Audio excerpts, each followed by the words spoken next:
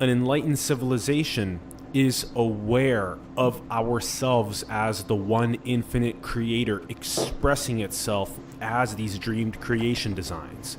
This is just one combination. This is just one expression. How many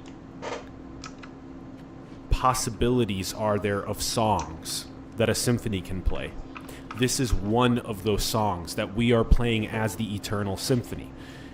An enlightened civilization has that recognition, and it becomes a clean mirror that refracts the source light purely, without any distortions.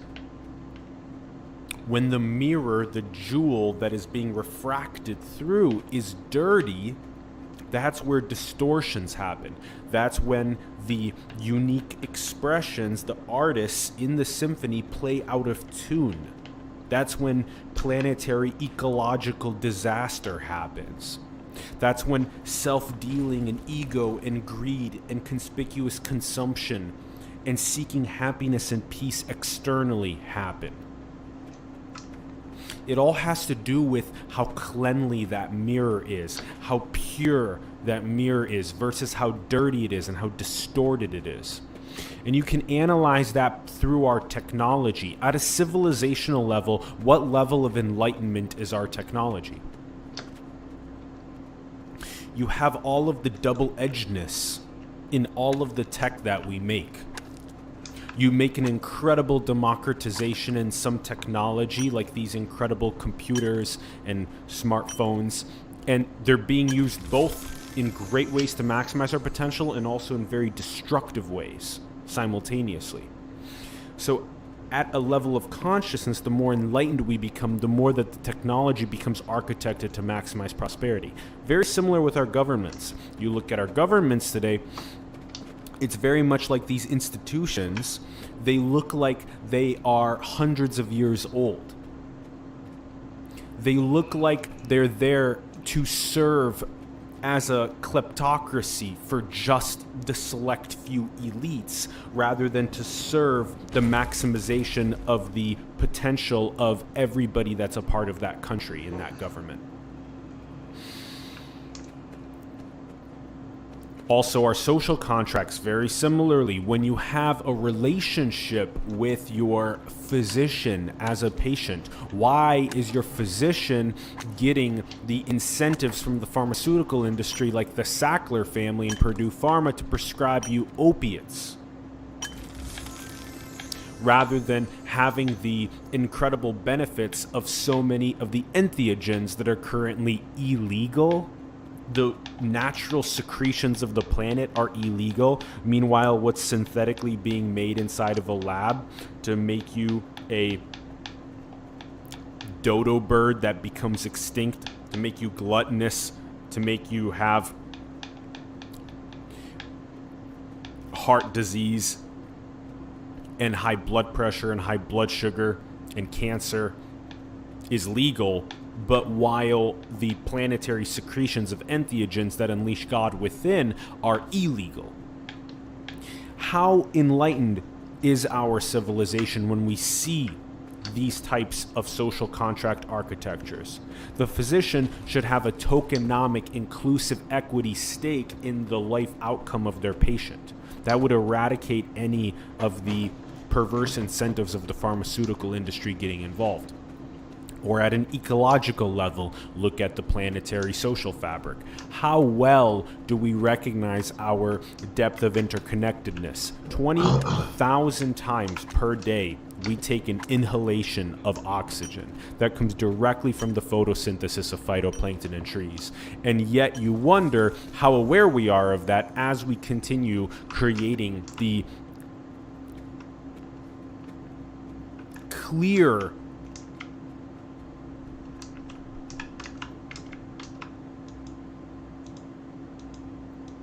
lack of harmony with our environment.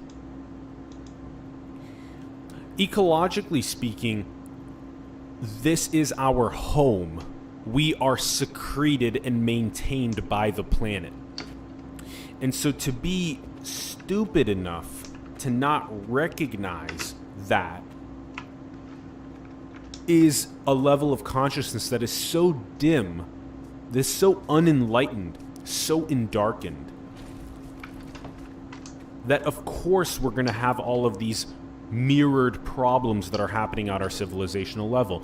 Look at it at a geopolitical level. In the sense of the left versus right politically in the United States, or even at the level of geopolitically with China in the US, or Russia, Saudi Arabia, etc., it just looks like a bunch of monkeys that are throwing feces at each other's faces. None of it looks like a conversation around how to maximize planetary enlightenment, how to maximize human potential across the board for everybody. It's a big competition to self-deal as much as you can for yourselves and your own countries. Meanwhile, everybody else, they're not important to me. And even then, when you get into your own country, then you say, well, it's actually about my family and it's not about any of the other families. You see, the level of endarkenment is exactly the level of civilizational architectures, social contracts, governments, institutions, technology, ecological relations, geopolitical relations. The more endarkened you are, the more dirty the mirror is, the more cancerous and pathological everything downstream is, versus the more enlightened we are, the more clear our channel is, the more clean and pure our mirror is, and the more harmonic and the more prosperous our downstream architectures are. It's that simple. It has everything to do with consciousness.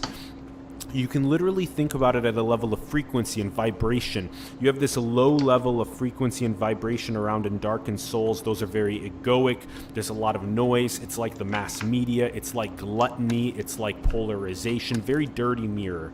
And then there's this very subtle, higher frequency vibration that exists, which is the signal in the noise. And you have to parse and you have to find that signal and fill your essence, your spirit, your neural real estate with that on a moment-to-moment basis to become more enlightened and to then vortex up other people with you.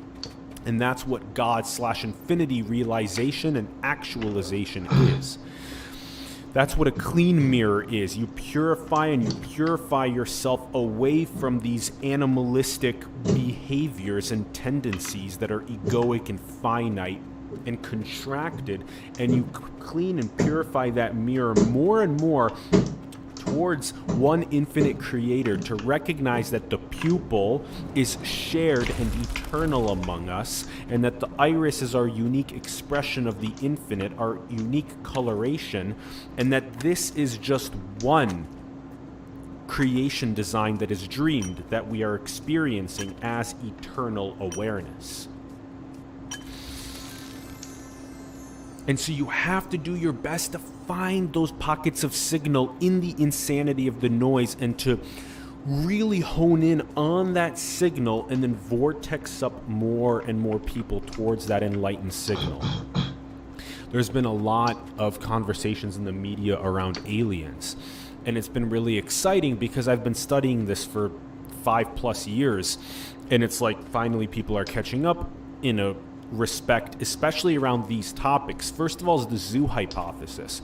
You have to think about all of this at a very macro level. The zoo hypothesis is simply put something like the other civilizations that exist that are advanced in the cosmos, they will not touch this civilization here on this rock, on this Earth orbiting the star, because it is very much like the naturalistic evolutionary capacities and tendencies, like a big social experiment, like a petri dish that is unfolding.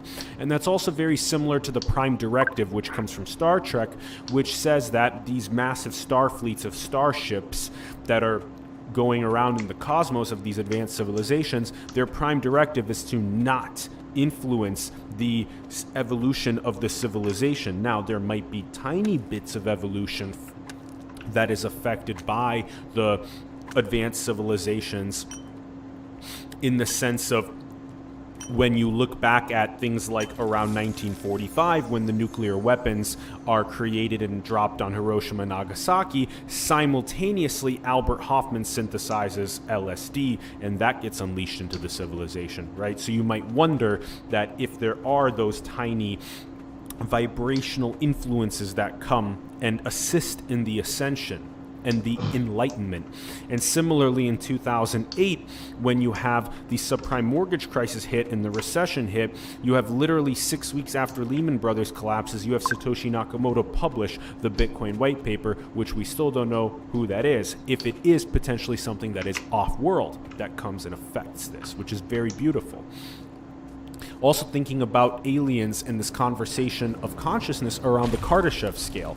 The more that a civilization advances on the Kardashev scale from being a type 1 civilization, where we as a planet are still at a 0.7, a type 1 civilization is one that knows how to ecologically, harmonically leverage the resources energetically of its own rock.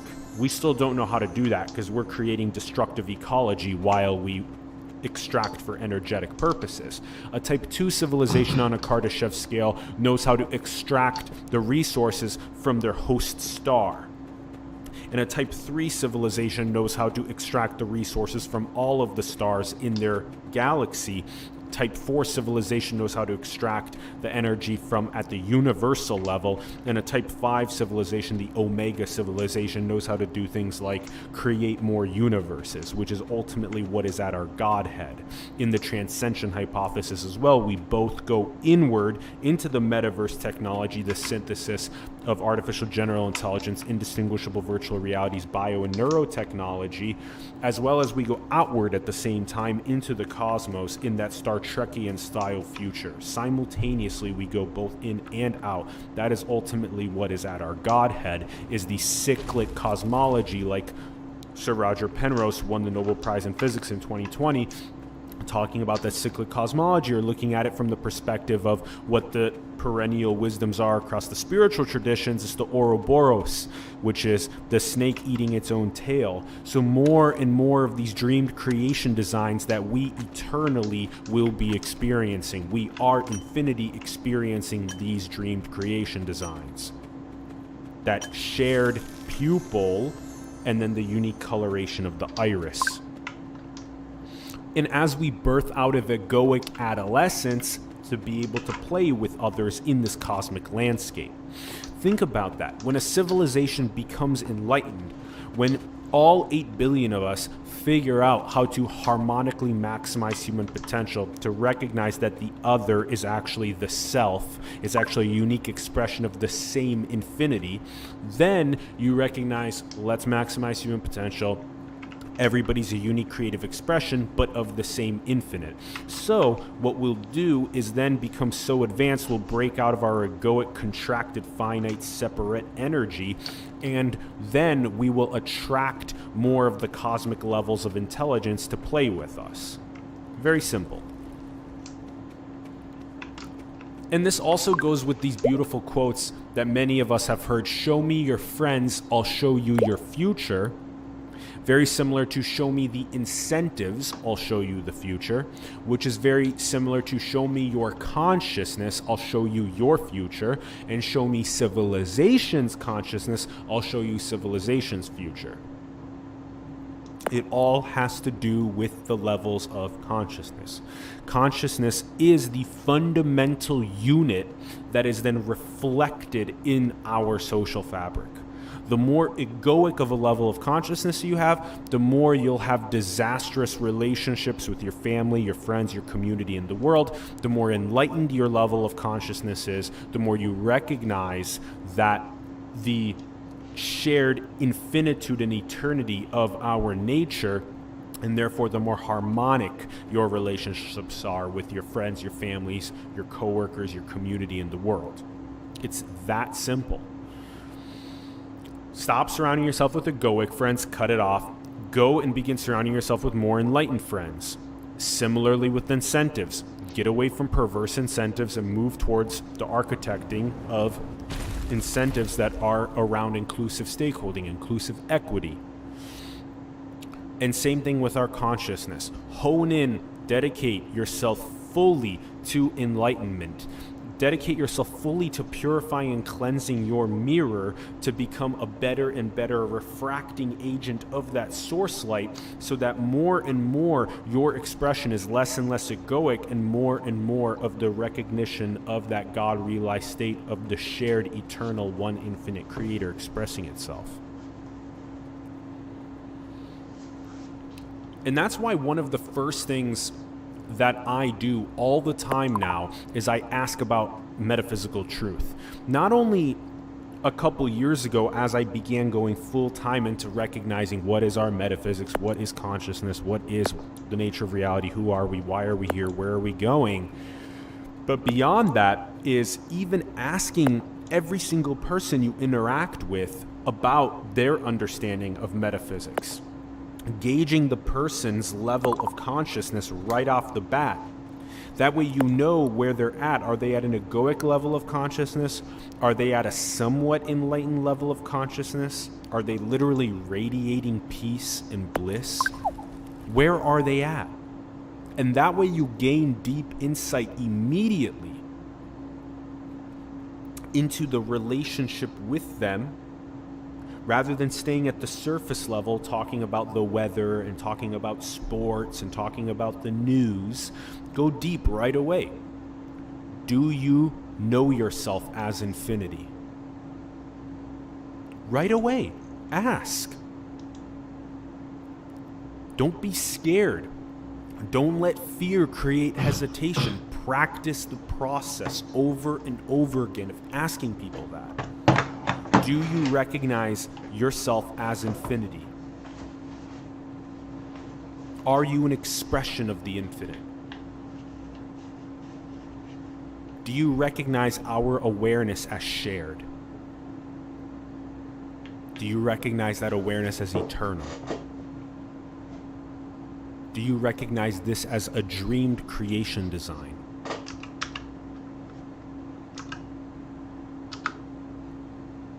How focused are you on planetary prosperity? Those are the questions. Eradicate the limiting beliefs that hold you back from God realization, from infinite realization. And then eradicate the limiting beliefs on the channeling of that realization outward, like Wu Wei, like Lao Tzu said, in an effortless butterfly effect outward. Recognize the optimizations that exist in the infinite actualization, in the God actualization process, where you can become better and better and more optimal at, for example, disseminating your memetics, becoming a better storyteller, having a higher digital quotient, knowing how to leverage the social platforms. And have the courage to actualize your fullest firework. The firework is very dim, the dirty ass mirror, versus the firework that's massive and explosive and brings so much peace and bliss to everybody. Have the courage to be that. That is your true nature, is the pure and clean mirror expression of infinity. That is your true nature. It is a very simple, veilless veil or gateless gate that must be pierced to recognize that as your true nature, as infinity. You are already in union with infinity, but the noisy mind prevents this insight.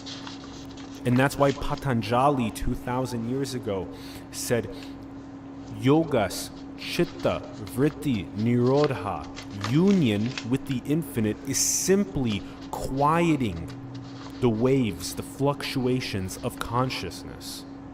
When you quiet the mind, it gives you profound insight into union with infinity. And then you bring that out and weave tantric path, the realization, Sahaja Samadhi, as Ramana Maharshi said, out into society.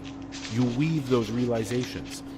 You maximize human potential by architecting out the protocols, the frameworks that bring abundance and prosperity and well-being to everybody, because you recognize our shared eternal being. You recognize that. We are the infinite expressing itself.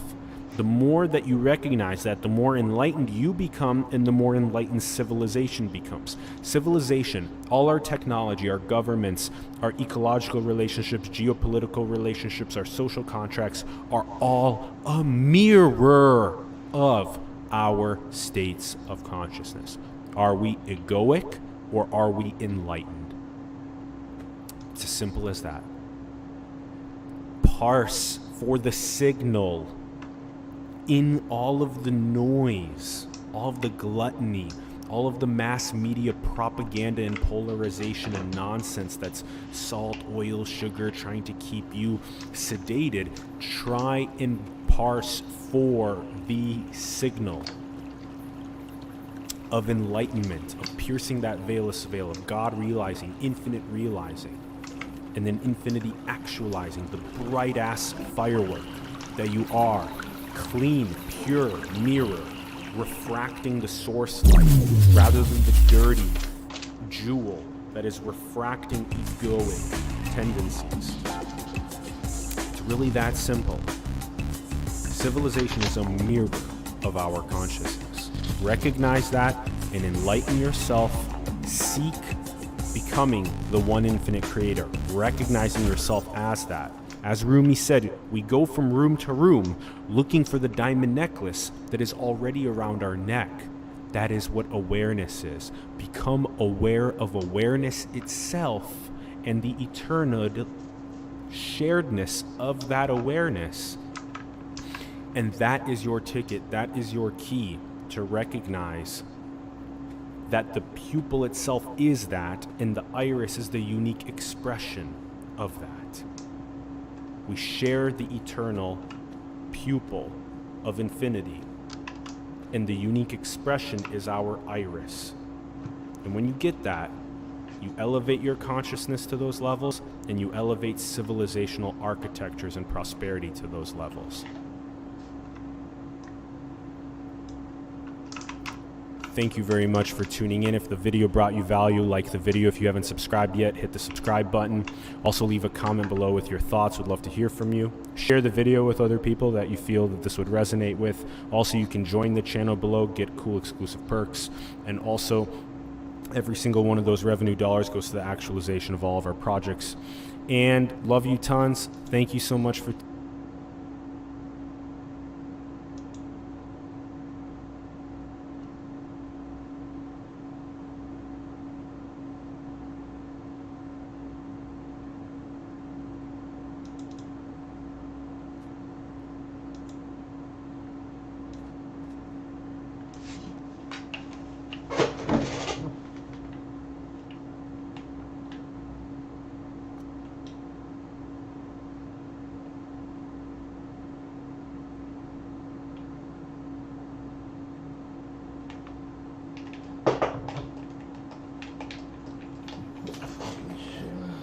Hey guys, welcome to Forward.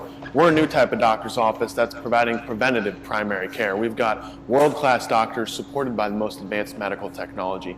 Now, one of the really cool things about Forward is you can schedule same-day visits, there's no wait times, and we don't charge co-pays. So after your self-service check-in, then you're gonna head back to our biometric body scanner.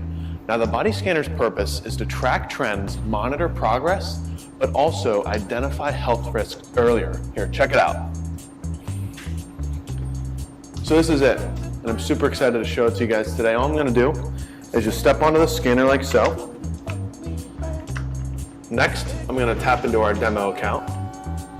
I'm gonna choose my sex. And what it's first doing is it's creating and building a thermal map of my body, and it's allowing us to see my temperature in real time on the screen, which is pretty cool. And in a moment,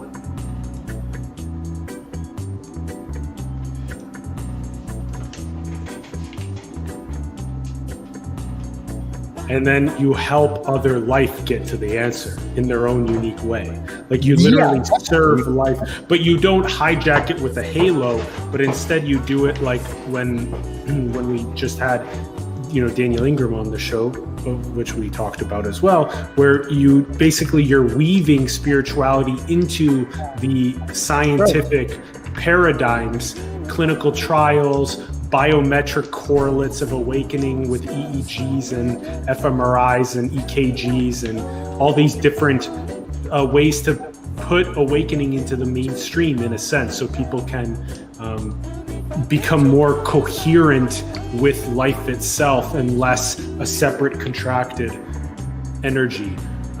That all depends on what you want to do afterwards. You can do whatever you want, but it's a really good way to express compassion around awakening. Yeah, for Danny Ingram, that's his thing, and then for other people, that's their thing. Yeah, if they want to play basketball afterward, play basketball. Do whatever the fuck you want to do. Do whatever the fuck you want, but just know that if you truly know, there is going to be an inclination for you to find a way to serve. Of course. Find a way to serve. For me, it's doing this. It's doing this right now, and you are too. Yeah. And but we do it through a different sort of we take other things and we try to inject it with different things. So that's cool. Yeah. So that's awesome. I feel like that's pretty much most of what we want to talk about. I've been talking to Zach, by the way. He's running a little bit late for our second show that we're gonna do. Let's talk about the free will thing. Okay, yeah, go ahead and pull that up. Yeah, he's. Okay, I'm just gonna read this post. So after I have things, I just forget it. All right.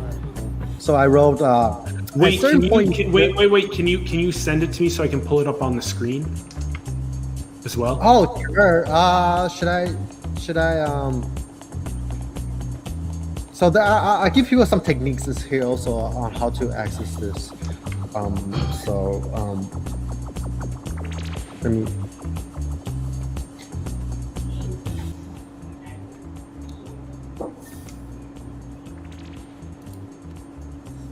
Yeah, so there are some exercises in there. I mean, it's pretty simple. But,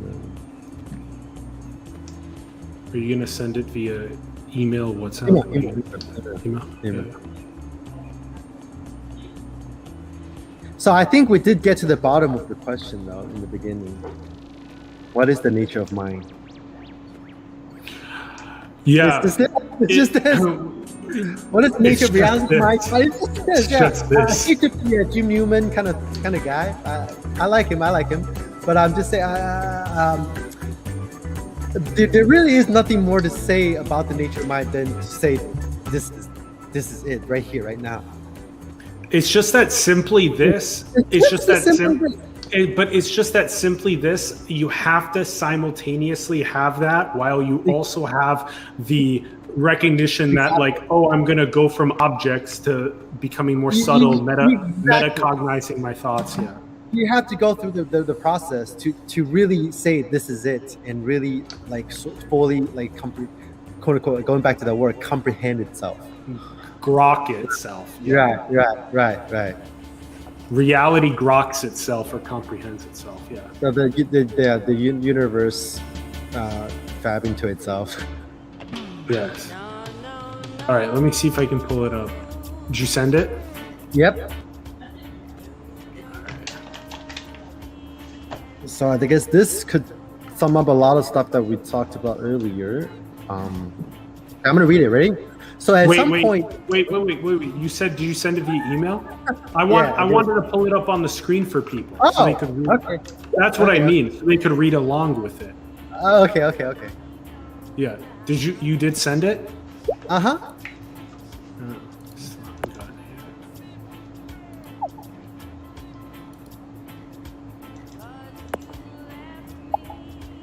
Well.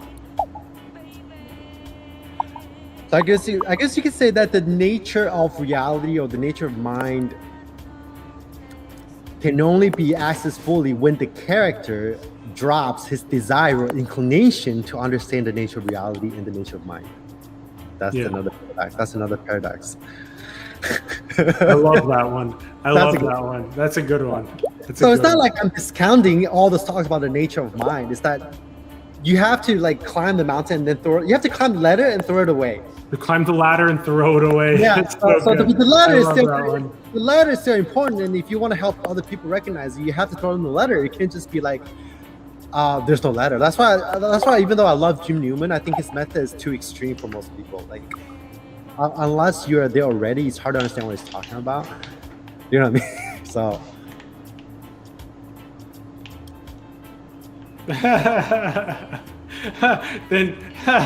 then realize there was no climbing anywhere.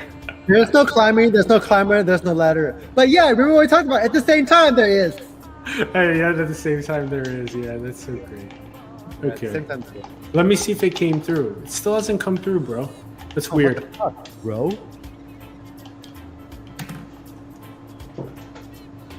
Are you sending it from your iCloud email? Because I feel like that has Alright. issue sometimes. Okay, I sent it. I'm sending it again. There.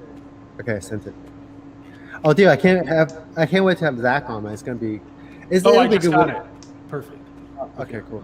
Okay, I'm Hold on, gonna let me, read it, right? wait. Let me pull it up. Hold on.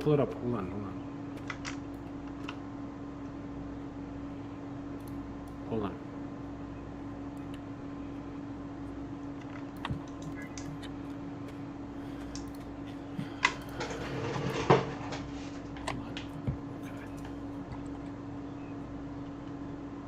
Okay.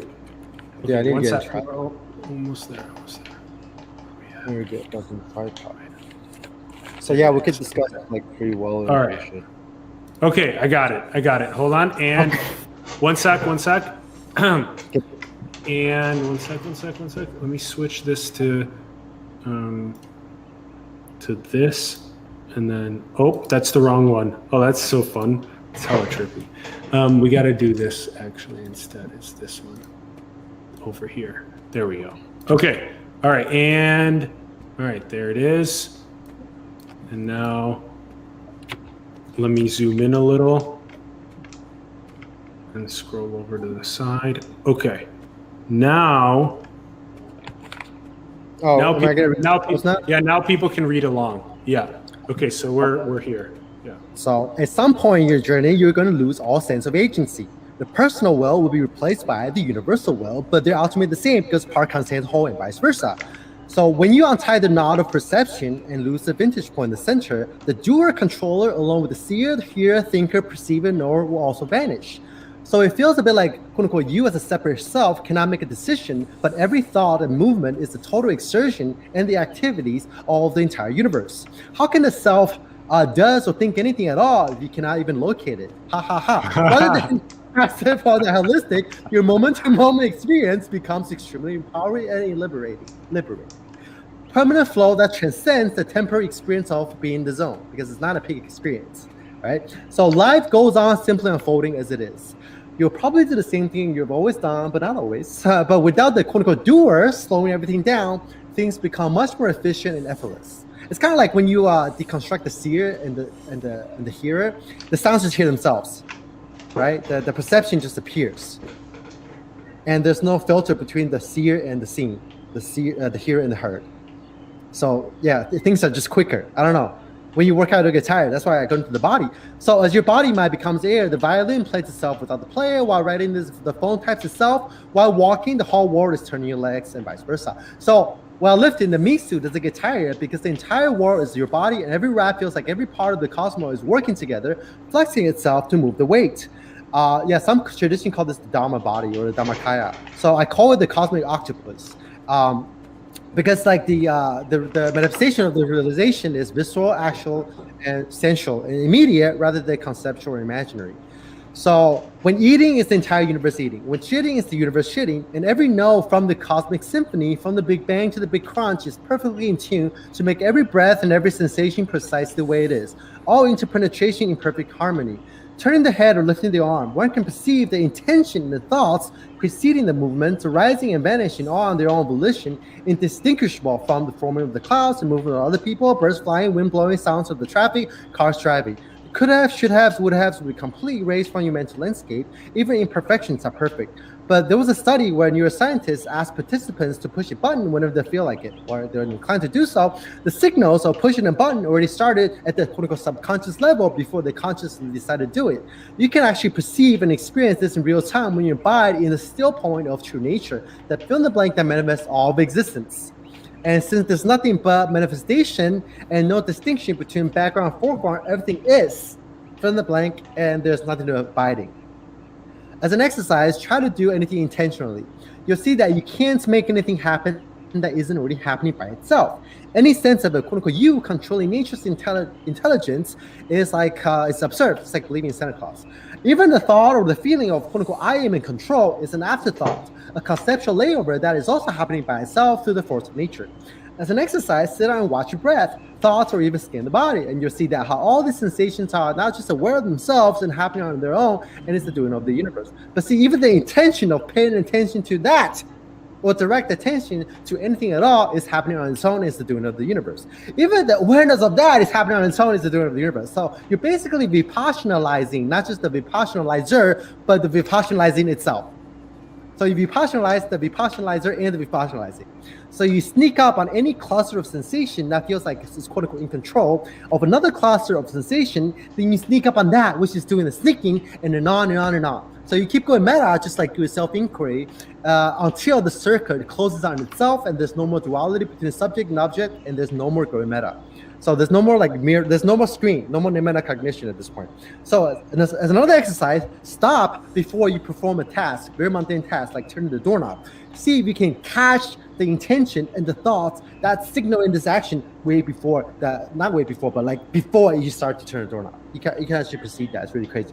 With this realization, it wouldn't occur to you whether there's free will or not free will, because that only belongs to a dualistic mind, right? It would never occur to you, to nature or the universe, whether it's free or not. Reality is neither predetermined nor random, but causal conditions of the cosmos. Since nothing is solid, there are no nodes, only links of interdependency and connectivity. And on the ultimate level, even the links are empty. So there are no cause and effects, only spontaneity and simultaneity. Because time and space also don't exist apart from the process of cause and condition on the relative level.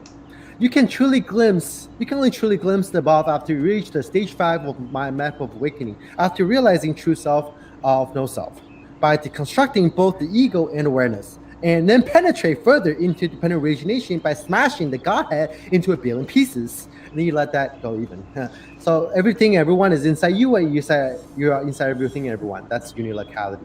So experiencing this quantum entanglement in real time, the operating system is upgraded from the universal consciousness phase, which paradoxically cannot be experienced even more deeply.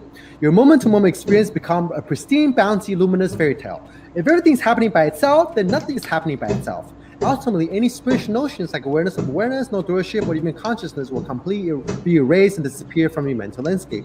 So, the summing of the Heart Sutra again, there is no body, no mind, no consciousness, no world, no self, no free will. Yet, at the same time, there is a body, a mind, pure consciousness, there's a self, a world, and free will. So, in total unity, one can experience one or the other, both and or neither, that is all. Okay. That is my little PowerPoint presentation.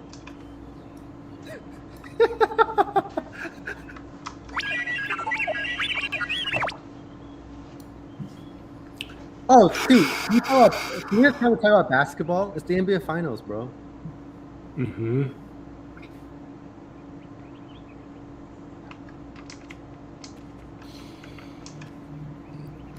So would you say that post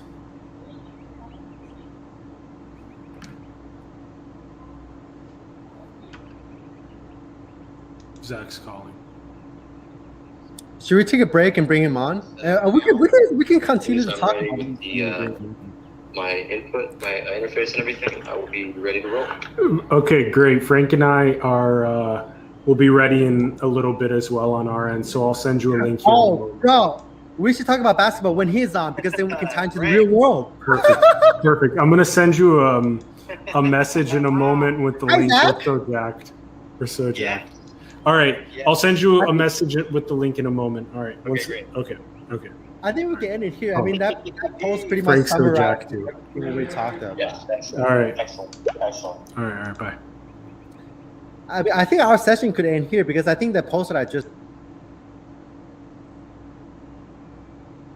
if I'm in the state right now, the quote unquote natural state. Even the natural state, the term is really confusing because people are like, oh, the natural state. I'm in a natural state right now, but the natural state before you actually access non-dual awareness, and the quote unquote natural state before that, in the natural state of non-dual awareness is actually there's a quantum difference to it. The analogy I like to use is watching the screen versus being in the screen. But anyway, that's another point. The nature of mind. So if I've never read the definition of mind on a dictionary, and then someone tell me, hey, this is the mind, they show me the dictionary and they start explaining what the mind is, I would not think this has anything to do with the mind or the brain at all, because this experience right here, right now, I would never for a million years think that it's the product of the brain or the mind. I would think it's the product of, I don't know, I can't really describe it. I wouldn't even say it's the product of God. It's just, there's no words to describe it at all. So that's why empty cognizance is kind of like a pretty good term. Yeah.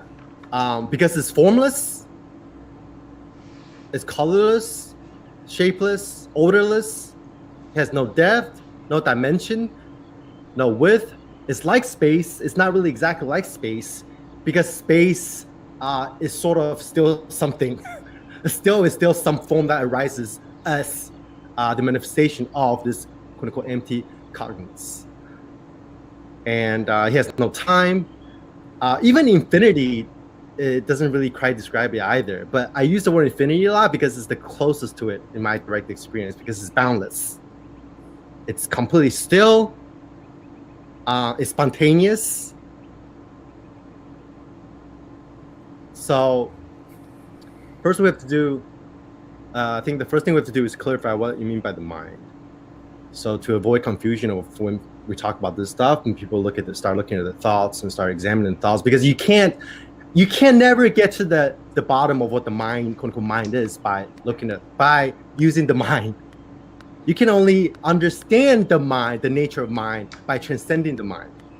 That's why all those philosophers, for decades and centuries, are arguing over the nature of mind and consciousness.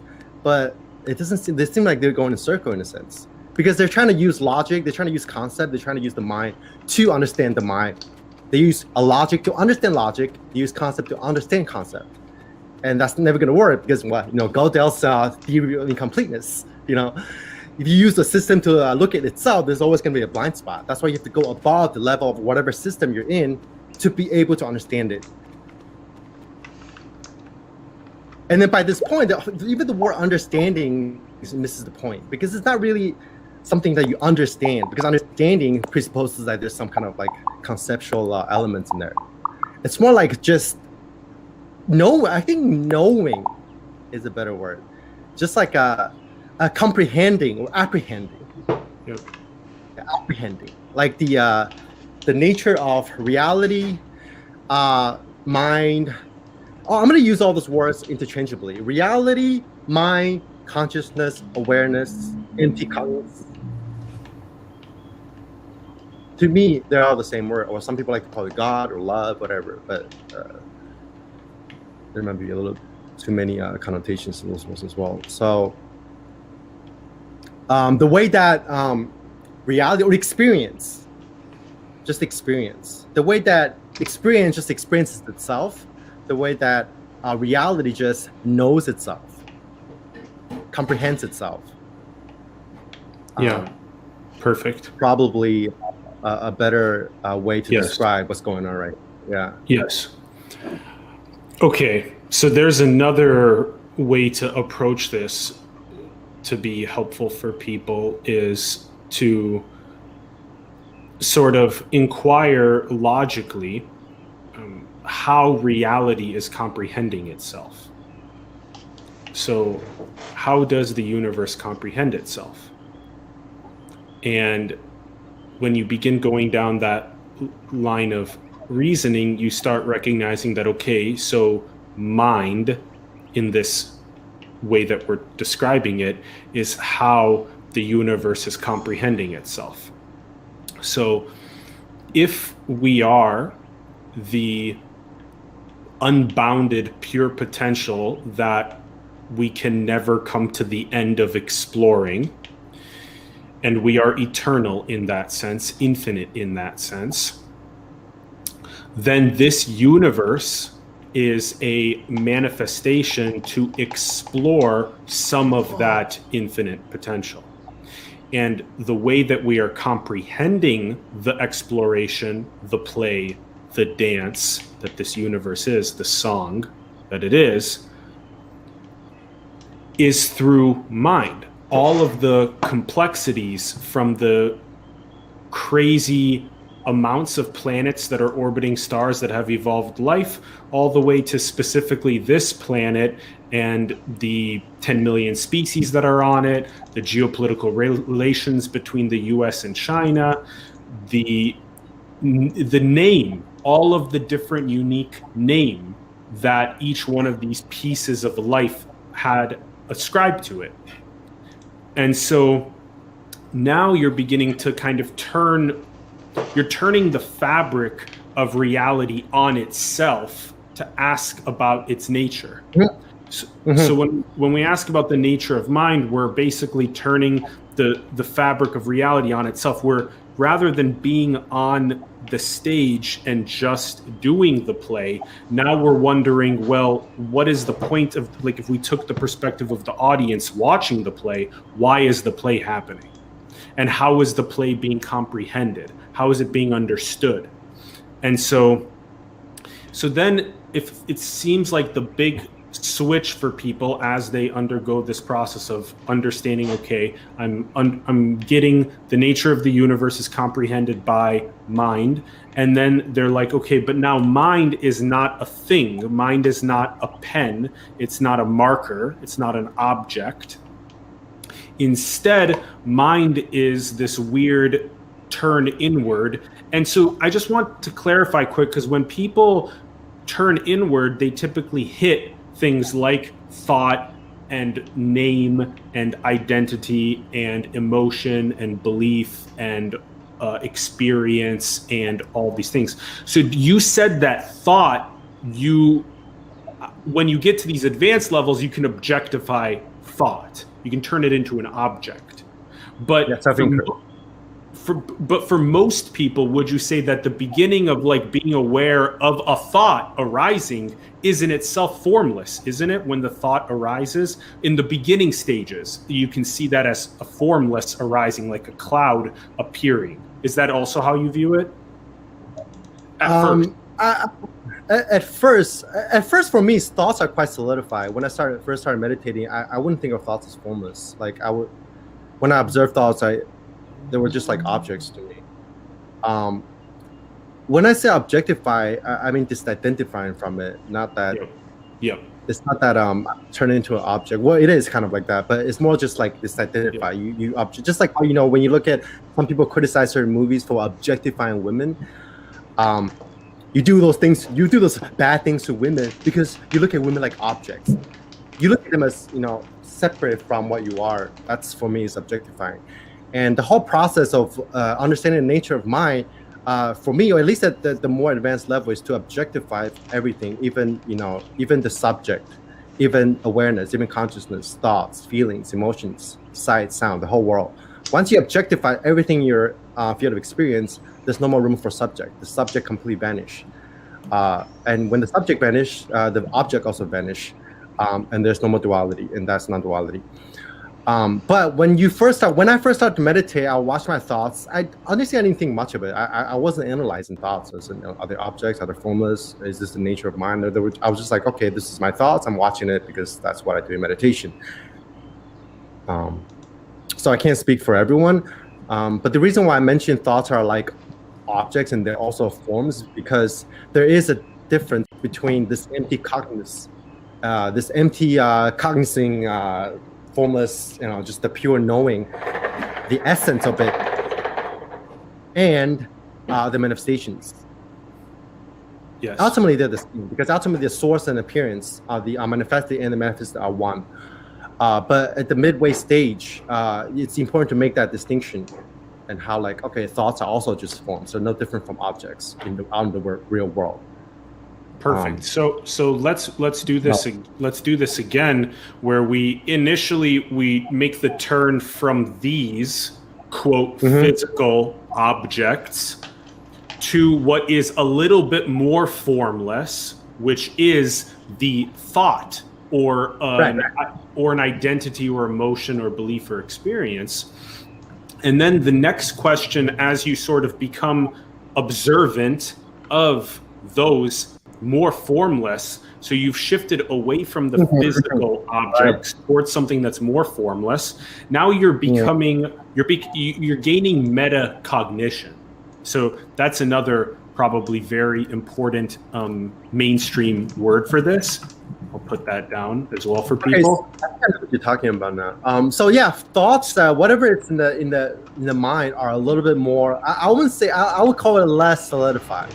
So one of my clients asked me, "What is the point of the spiritual path? Can you describe the spiritual path in one sentence?" And I was like, "You're trying to make everything you experience less and less solidified." So a pen, an object out there in the real world, is very solidified.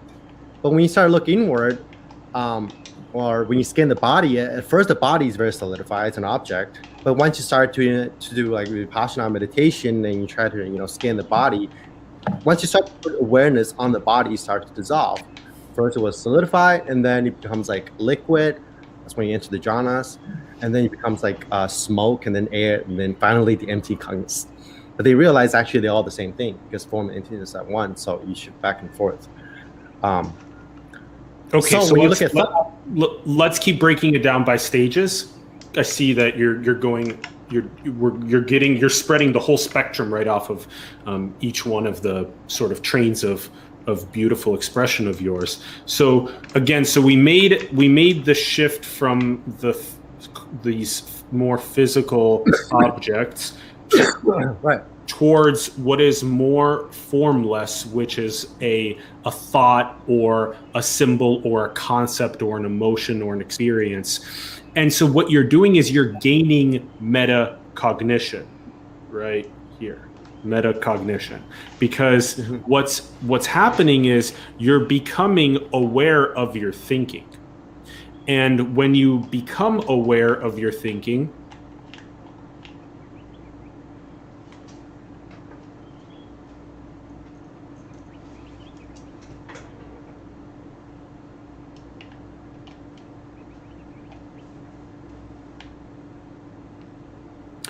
in a sense, you're gaining some sovereignty. You're gaining will. You're gaining choice. You're gaining awareness from what used to be more scripted style of behaviors to something that, in a sense, when you do something as simple as just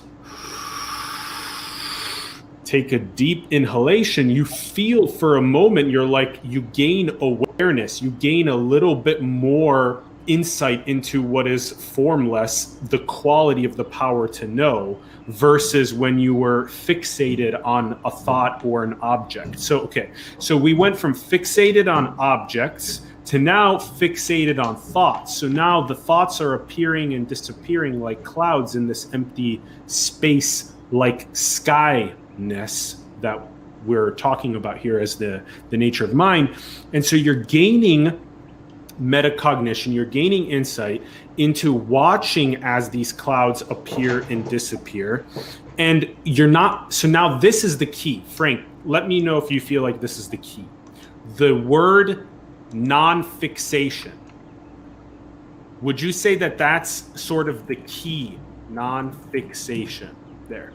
So would you say that the key is to not fixate on the appearances within mind, and then to recognize what is the space in which the appearances appear and disappear? Would you say that's key? Yes, that's exactly the distinction I was making earlier. How when you are in that space watching thoughts, that space is more formless than the thoughts. Thoughts become an object in the space, and the pen becomes an object in the space. Even space itself is arising in that space of non-space, or time. Actually, the entire universe for you at least, is vibrating out of that space of no space. Yeah. Yes. Okay, so great. So Frank just made that further distinction for us. So now where you saw this pen as an object, this marker as an object, you've shifted internally into this kingdom of consciousness, of mind within. And now you're watching from here, you're watching more and more of your thoughts appear and disappear, and you're not fixating on them when they appear, and you're recognizing that the space, the mind essence in which the thoughts appear and disappear, in which the marker appears and disappears, in that space-like Yes. empty, both empty, so the space-like emptiness of it, but then there's also this, because when you turn in, you notice it's not a thing. It's no thing. It's not a thing. If right now... It's not even nothing. Not even nothing. If you just turn your attention on attention itself, you'll notice that whatever mystery or magic that attention or mind is not a thing. It's no thing. And so, okay, so you have that first, and then you have the cognizant quality to it, which means that it has this power to know. Right now, you can go marker, power to know, marker, or power to know, thought, I love Frank, power to know, I love Frank. So there's a thought. Or I love water, another thought, I will drink water, cognizant. And so now you have empty cognizance as this nature of mind. And now you might ask the next question around this, which is, might empty cognizance, might this formless power to know, this empty formless power to know, might that be God?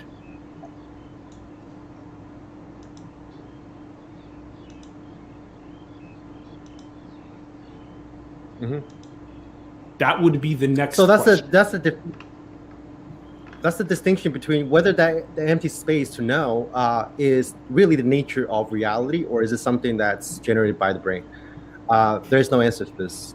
I mean, from my direct experience right now, it's not from the brain, but I mean, I take the middle way. Brain is part of reality, right? So some people are like, oh, you can never understand the nature of reality because everything is filtered through the brain. Everything is created by the brain, but then brain is part of reality, right? So there are actually a few schools to think about, a few different ways to think about this. One is that, okay, there is a real world out there, and then the brain models that world. And enlightenment is just how you model the world exactly as it is, quote unquote, as it is, without any filterings. But it's still a model of the world. You can still never really understand or know the world as it is. Some people take that stand, and there are people who think that consciousness or this empty consciousness is the nature of the universe. Is that once you understand the mind, you understand the universe, because the universe is made up of the mind. And there's people that are kind of in between. They're like, okay, it's both. They're codependent rising. They're staying in the middle way. I would say, from direct experience, or at least the first time that I glimpsed this, emptiness, I was 100% certain this is the nature of the universe. I was like, I've cracked the secret of the universe. I think a lot of people have. A lot of people think that, especially the first time they glimpse this thing. Even very pragmatic and scientific teachers, they will go and be like, oh, when I was younger, when I was still in the path, there were moments in my life where I was so certain that my being was completely plugged into the eye socket of reality. Yeah, and then that also reminds us of things like the we can even pull that up briefly in our images. That sort of reminds us of things like this, where you have. Show me the image. It's coming.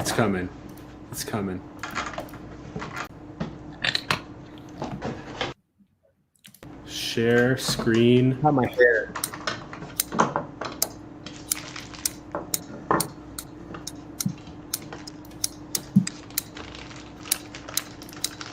Cutting my hair, he says. That's great. Okay, here it is. Here it is. Okay, there it is. Avalokiteshvara. Oh yes, the cosmic octopus. Exactly. And so that yeah. plays into what Frank's saying right now. It's an important visual for people. I think a better image is you get rid of the body and there are just the hands and there's just the eyes floating in space. Yes, just the eyes. Just the eyes and the hands floating in space. Yes. Yeah. We should show the picture of the picture I sent you of the card when I said that sort of illustrated like the sensations of dependent origination. Do you have that? Of course I do. Yes. Yes. Yeah. We should put that up right now because that's kind of close to that, pretty close to that as well. Or later when we talk about dependent origination. I think it's kind of the same, but it's a little different. But yeah. Anyway, so to answer your question, the people who are a lot of Hindu, that. Well, see the space. You see the space? The empty carpets in space.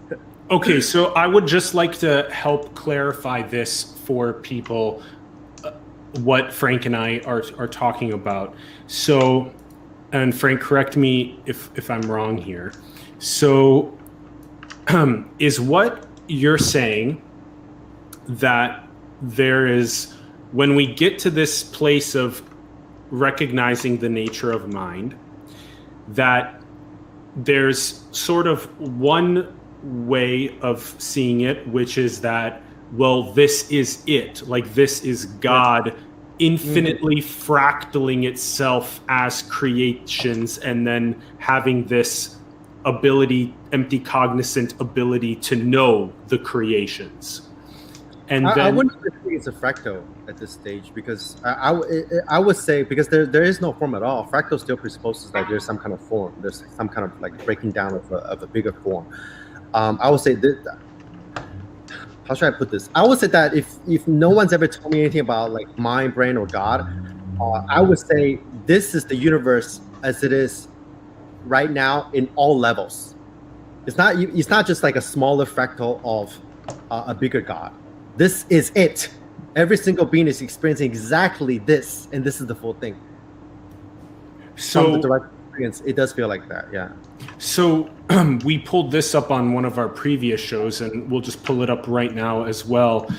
So this is where that word fractal really hopefully helps. I mean, similar to this shirt that I'm wearing right now. But the general idea would be that in every single one of these potential points on this big empty tablecloth of God, you have these eyeballs on all these points. And so this is sort of, one of the ways of potentially perceiving this is that it just takes a fractal-like expression. You could say, but even that limits infinity anyway. Yeah. So because that's a form there. There's still eyes and still hands. So exactly. So there's infinite amounts of ways to make the power to know. It doesn't have to have hands and eyes, and similarly, it doesn't have to appear like a fractal. So so now I want to anchor us back again. So now you have one way, which is sort of seeing that the empty cognizant nature of mind is one way that infinity expresses itself as the power to know. That's one. And then two is that there's even that is some sort of like restrictive way of perceiving what's happening.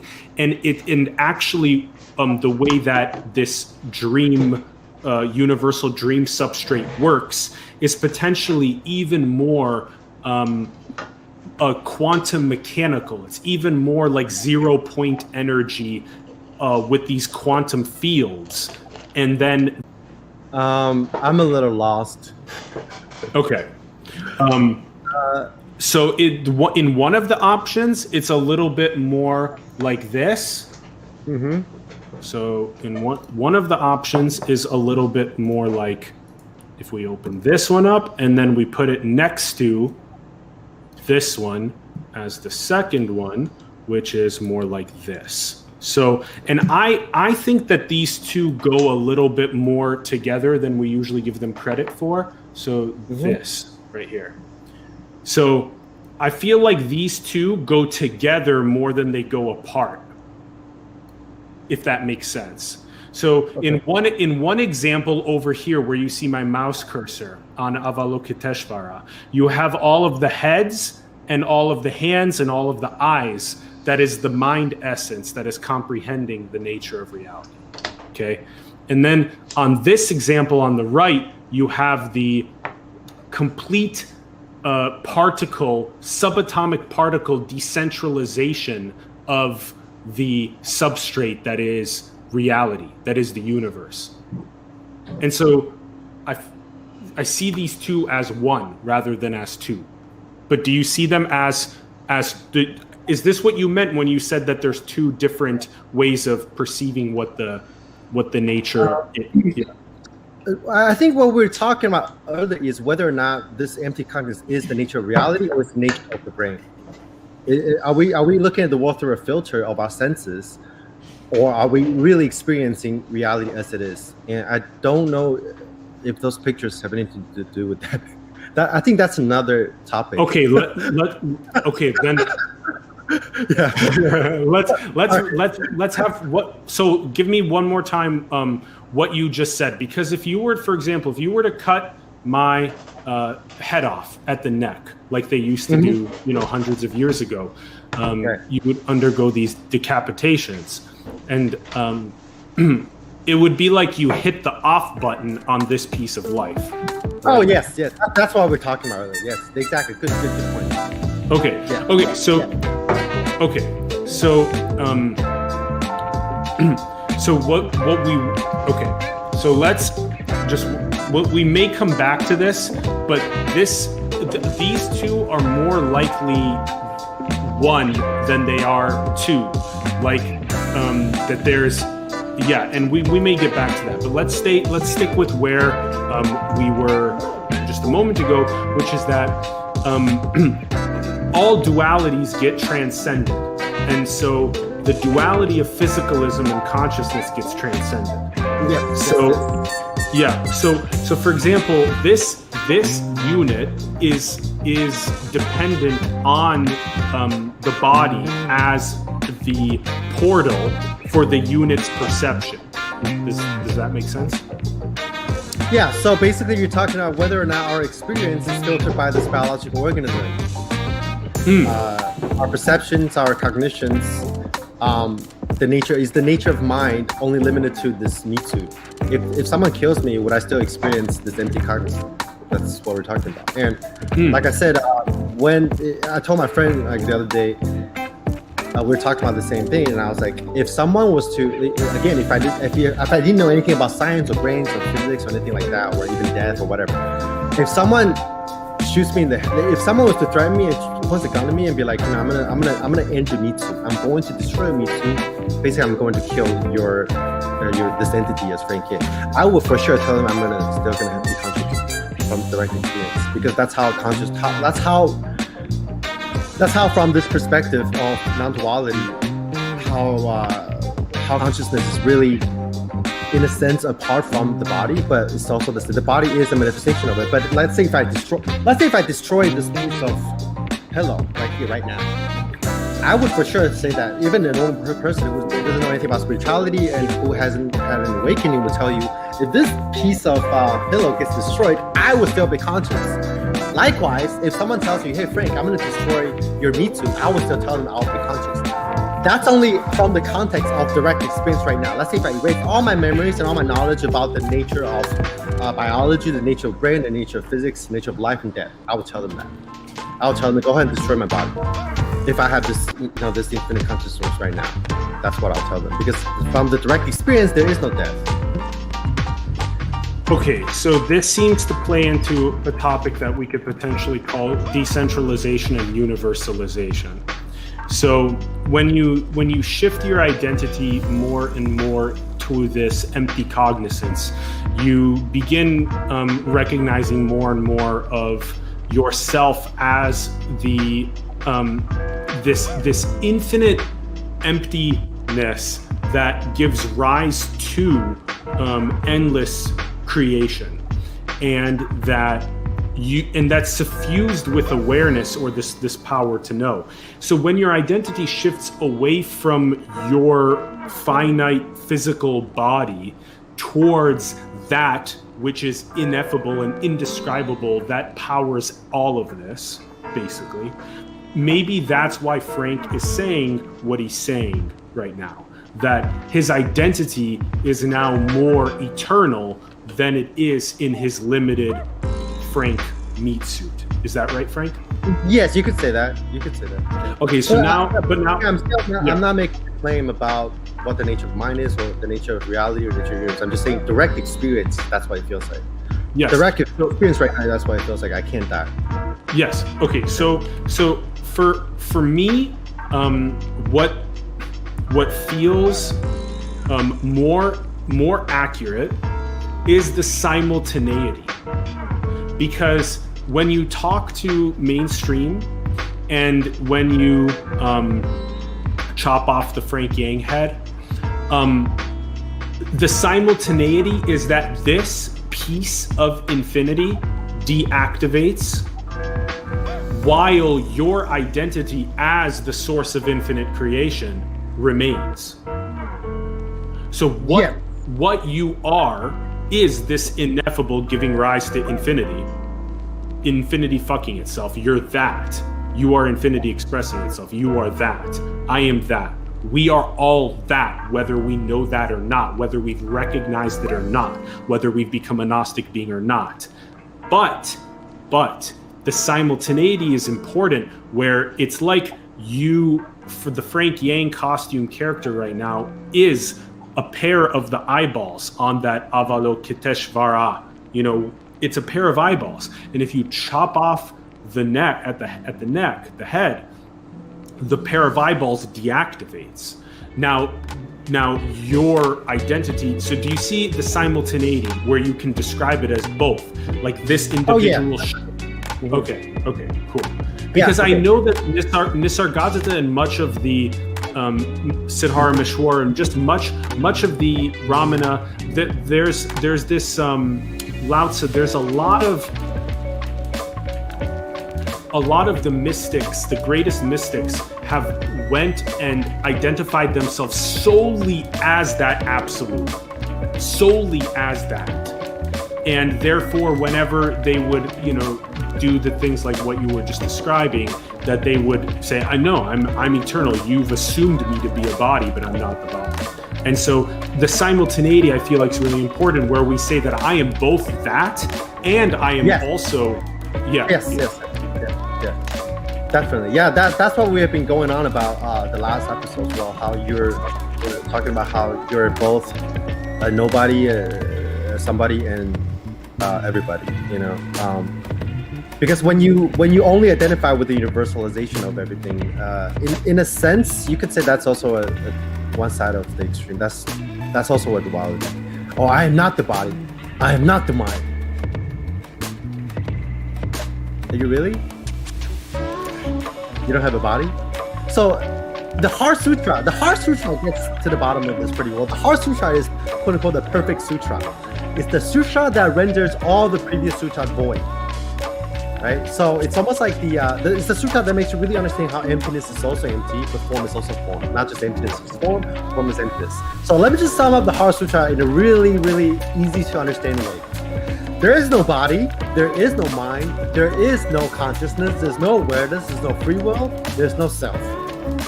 Yet, at the same time, there is a body, there is a world, there's a mind, there's consciousness, there's awareness, there's a self, there's free will.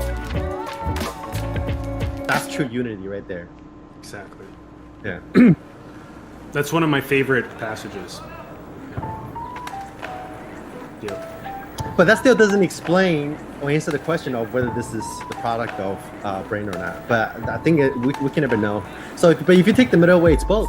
It's both. I mean, the brain can only arrive. Let's just say from the relative level, there is a difference between the brain and the world. The brain needs the world to manifest itself too, and vice versa. Right? We need one another. Exactly. Yeah. So it's both. It's both and neither. there was a phase in my development where I was really locked into that universality of things, of like the Godhead and stuff. And you know, the funny thing is, I think the paradox is this. The reason why in my content in the last like couple of months, I've been telling people to deconstruct even the background, to deconstruct even consciousness, God consciousness, to objectify even infinity. Because there is a phase where you're going to be identified with infinity. You're going to be saying, I am that, I am this universe, I am God. But there's still a very subtle sense of identity there that hasn't been dissolved. Because once you dissolve even that, it wouldn't occur to you whether this is a God or not, whether this is infinity or not. You wouldn't even think of those words, right? Yeah, exactly. The funny thing is, after I deconstruct, quote unquote, God, that's why I say, go from non-awakening to awakening, you dissolve the ego. But to go from awakening to, say, enlightenment, you dissolve even awareness, consciousness of God. Whatever dissolve the ego, you dissolve even that. You disidentify from even that. And after I did that, I sank deeper into the absolute. After I deconstructed the absolute, after I stopped caring about what is the ultimate, what is the absolute, if I am this universal thing or not, my day-to-day experience became even more, locked into that thing that I deconstructed. That's the same thing as we talked about earlier of how to understand something, you transcend it. The only way to transcend to the next level, whether it's spirituality or anything in life, is to abandon the current one. And by abandoning the current one, first you have to understand it, and second, you have to exhaust it. You have to exhaust it, and once you exhaust it, it will eventually fall off. But once it falls off, the paradox again is you can experience it now even more deeply. Because now you truly understand. When you truly understand it, you absorb it. You don't see it anymore. That's why in Zen, they even tell you to wash away the stink of your awakening. Yeah. Going back to the dissolve the halo. Dissolve the halo, transcend your realizations, go beyond even, wake up even out of awakening. Yeah. Perfect. So sometimes people get confused. Drink. That's I think that's one more step. Let's go back a little bit, and then we'll also reach that. So now when you're noticing the nature of mind, if you can sort of begin noticing it as something like an cognizance. So you may and we'll you went so far. I'm glad you went back to it. Well, because I feel like we're gonna tie that into the universalization right now. I'm glad you went back to that. So now this feels like what's most relevant for many of our fellow family our family here, life, reality. So when you're recognizing the nature of mind as potentially more and more of this empty cognizance, one of the most important questions that I feel like you can ask is if this nature of mind here is empty cognizance, is your nature of mind empty cognizance? And so now you begin wondering, well, is the nature of all of our minds empty cognizance? Oh, for sure. Yeah. Okay. So now you see. So now I feel like this is an important thing to not necessarily jump past too quickly, which is that we've went from the individual seeing the object, right, to the individual seeing their thoughts, and then we've gotten to the individual seeing their mind essence as an empty cognizance. Okay. And then now the next question to potentially ask is that, well, is everyone's mind essence empty cognizance? Okay, good question. Yeah, okay. So now we take this leap. We become transpersonal. That's another really good word to yeah. I would say yes. Just from my direct experience of talking to people, reading accounts of people's awakenings, and just the fact that the experience of empty cognizance is it can't be any other way because it's empty, it has no form, because there's no property to it. If there's no property, it's identical to everyone. It's homogeneous. So, and then there's another question that's sort of related: is that empty cognizant nature of the mind or of the experience, even though it's the same in every individual experience, is that still the nature of mind as the brain, as if you try to, is that still a product of the brain, or is that something that's universal? You know what I'm saying? So there's actually like two ways to look at this. Okay, if everyone on the planet gets enlightened and everyone's abiding in that economy, and everyone's sort of like at least in the background, at least in the most primordial, fundamental way, experience exactly the same way. No matter where they are, what they're looking at, who they are, what gender they are, what sex they are, they're experiencing reality through that same lens of thing. This is a really relatable way for people to do it. Yeah. So that's just presuppose that. Let's just assume that happens in the next 100 years. Everybody's in that state. But of course, on the road, that's the absolute level. On the relative level, I'm still looking at the same different stuff than you are, right? But then I know at the fundamental level that all the different forms that is to be manifested. Okay, because pause for a moment, because this is really rich. Okay, so at the fundamental or the ground or the essence level, we can say that the empty cognizance here with Atlas and with Frank is the same, potentially. This is what we're saying, is potentially the same. But then what's different is that Frank is in Taiwan and Atlas is in Los Angeles. And so we're getting different expressions expressions. And so you can see the same thing with like an expression of a woman or an expression of a man, an expression of somebody that lives in a certain place versus another place, that has some career versus a different career, no kids versus 2 kids or whatever. And so these are ways that you can potentially begin juxtaposing. Well, is the essence of mind, the nature of mind, empty cognizance, the same, but the expression is unique and different. Yes. So it's like the screen versus the movie. Yeah, everyone has the same screen because the screen doesn't have property, and everyone's playing the movie. That's a good analogy. But then but then with that still that still doesn't answer the question though of whether that is really the nature of reality or not. And I don't think anyone knows the answer to that. Some people think they do, but you know what I'm saying? So the essence is the same screen. Yes. And then, yeah. And then the different movies is the expression. Yeah. And so now what we're doing is we're trying to trace back from these objects to the thoughts to the screen itself, the empty cognizant screen itself, and say, well, Frank and Atlas and all 8 billion share the screen. Sentient life shares a screen. You know, even potentially a dog or even a fly has a very potentially small screen, and they have potentially these small flickering images that are nowhere near our 4K resolution images. They have potentially these tiny little more black and white and gray style flickering images that are in maybe 360p or even lower resolution. I don't even know what's lower than that because we don't use that as humans, but much lower than that. Okay. But they still have the screen. That's what I'm saying. They still have the same screen. Even like dogs and cats have the same screen.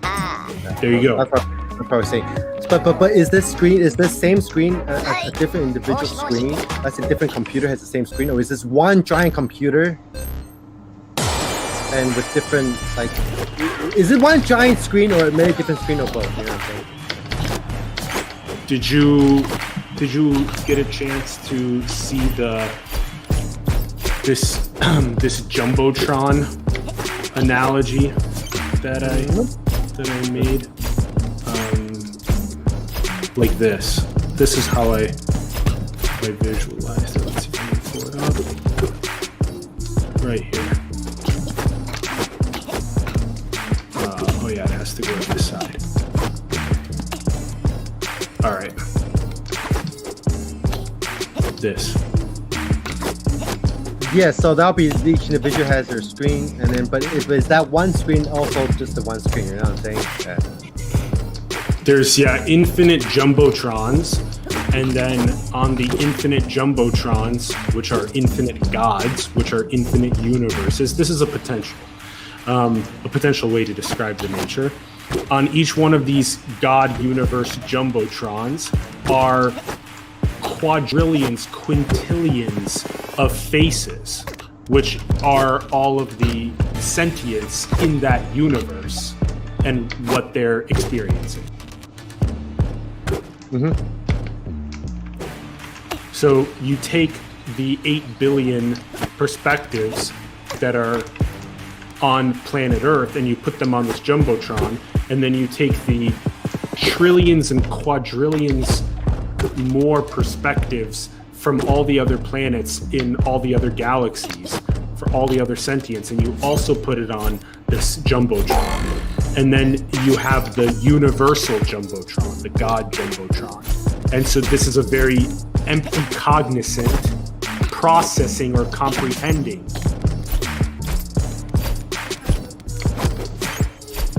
And then that's what's undergoing the process of comprehending infinite possibility is this, the nature of mind undergoing the process of comprehending infinite possibility. And this is just one vehicle design that we use, and universe is just one reality design that we use out of infinite potential. So that's okay. So now we got to the transpersonalization. So you get to empty cognizance and you begin transpersonalizing yourself, right? So now most people feel this with empathy is one of their like first gateways into this, because they're like, oh, you know, when Frank suffers, you know, compassion is you suffer along with someone, right? And so when Frank suffers, what I do is I genuinely, lovingly, caringly get behind his eyes and lovingly care and suffer with him, and we grow through that together and transcend that together. And so most people get these first transpersonal tastes of experience when they begin merging themselves, in a sense, two perspectives. Or like a mother typically has a transpersonal experience when she births a child, and she begins to be a lot more selfless and nurturing the child, and even the father as well. And so now you've sort of shifted yourself into a more transpersonal perspective. That's a really good word to use. And now I would say what Frank has been talking about the last, especially couple of months, where he's talking about the process of taking what you're turning into the ground. So in this case, you've turned the mind into the ground. You've turned consciousness into the ground. You've turned awareness into the ground. Empty cognizance has become your ground. And so now what you want to do is you want to objectify your very ground. And so, but when you do things like objectify your ground, you begin more and more decentralizing and universalizing yourself, even outside of this kingdom of God being consciousness itself. And so now, in a sense, you become more and more of the universe itself. You take all these pieces that you thought were you, and you then stored it into your empty cognizant consciousness. And then now you decentralize and universalize even that. Is that approximately how you see it? Yeah, so I was just going to go back to this great analogy of how, after you sort of objectify even the ground, there's no more screen, there's just manifestations. That's true non-duality. Because if there's a screen and there's manifestation, if they're different, there's still a very subtle duality. So I guess you could say this is just this, right? It's just this. So another analogy that I used to use is smashing the ground of being, or smashing the Godhead into a billion infinite pieces. And I keep telling people, you're not excluding the triple Godhead. Like, you can experience the Godhead even more. All the previous stages can now be experienced even more deeply after you decentralize them. You just simply take whatever you think is the ground off of the pedestal. And you see how even the Godhead is repetitive arising. Even consciousness or awareness is a process of degeneration. It's the process of causes and conditions. This arises, that arises. This ceases, that ceases. And that's your moment-to-moment experience after you penetrated through dependent origination is actually in a quite a different flavor than the one mind and absolute Godhead perspective. I would say it's a lot more dynamic and co-creative and balancing, and a lot more actual, a lot more visceral. I think there's another analogy that's a really good one. before awakening, you're a person walking through the world. Let's say if you're just like taking a walk through the world, you know, I take walks every day. You're a separate being walking through the world. You're moving, the world is not moving. And once you wake up to that, you know, infinity, that Godhead, the world is like you're not. It's almost like you become static. Now you identify with this infinite Godhead, right? Now when you walk in, it feels like your body is. It feels like the new self. The first stage you're the small self. You're moving to the second stage. You're the big self. The big self never moves because it's eternal, timeless, whatever, right? So when you walk in the world, it feels like you are walking in it. But then there's still a lot of duality there between that which doesn't move and the character moving along with other people. The third stage, after you penetrate into dependent origination, when you walk, it's just the world turning. It's like it's neither in both the previous two stages. When you walk, it feels like the whole universe is turning your legs. It's both. And when you're eating, it feels like, you know, it just feels like they call it the Dhamma body. Yeah, they call it the Dhamma body. And I wrote some of this down because I can read a little bit of this, the experience of it. So the violin plays itself without the player. While writing this, the phone types itself. While walking, the whole world is turning your legs. So while lifting, the Misu doesn't get tired because the whole world is the body. And every rap feels like every part of the cosmos is working together, doing their best, flexing itself to move the weight. Some traditions call this the Dhamma body. I call it the cosmic octopus. It's the magical tapestry of this realization is visceral, actual, purely sensual, immediate, rather than conceptual, imaginary, or absolute. When eating is the universe eating, when shitting is the universe shitting. So it feels like every note in this cosmic symphony, from the Big Bang to the Big Crunch, is perfectly in tune to make every breath and every sensation precisely the way it is right now. And all interpenetration is in perfect harmony. And turning your head and moving your arm, one can perceive the intention and thoughts preceding the movements, arising and vanish all on their own volition, indistinguishable from the form of the clouds that moving with other people, birds flying, wind blowing, sounds of traffic, and cars driving. Would have, should have, could have, will be completely erased from your mental landscape because even the imperfections are perfect. So that's a little description of. It feels like every action every action you take, every thought that you have, every decision you make is sort of a total exertion and activity, the interdependency of the whole universe. Yes. It feels like watching animals. You know, when you watch Animal Planet, you don't think of you don't really think of you just see how all animals are codependent arising and it's all interconnected and there's no central agents that's making this happen. Frank, would you let's play like this for a moment. Okay, we'll go ahead and give you guys these visualizations. So that's the visualization we just brought up earlier. That could match what we're talking about. Yeah. So, okay. So yeah. For just a moment, what it seems like is that when you undergo for just a moment, it seems like what happens is that there's a transition from the object to what's more formless, which is watching a thought appear in display, and then becoming this subject, which you could say feels more and more like empty cosmos or like this pure awareness. And so then you question and say, well, is this empty cognizance, the nature of mind, the same for Frank and for all 8 billion of us? So might this be God? Okay, so now you're there, and might God be infinity expressing itself? And so now you begin sort of like deconstructing, and that leads us to this type of stuff where you kind of become each one of these subatomic particles of the entire universe. You become the universe itself. You become the fabric or the substrate. Would you say those words? Would you say you become the fabric or the substrate? You become the quantum mechanical flux of the universe itself, Frank. It's more like it's more like you become none of it because there's only the process. There's only the links. Ultimately even the links are empty. But there's no thing. There is no solid thing. There's only the process where all the parts are working together to create this thing called the car. Right? So just like every word in the dictionary is dependent on every other word in the dictionary. Okay. If I may, maybe this will help. Is there a